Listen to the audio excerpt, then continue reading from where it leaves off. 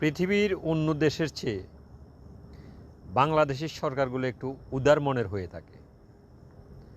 আমি ছোটোবেলা থেকেই দেখেছি, যারাই সরকার গঠন করুক এবং যারাই সরকার গঠন করে তারাই বিশেষ করে বাংলাদেশের জনগণের পক্ষে এবং দেশের পক্ষে কাজ করতে থাকে।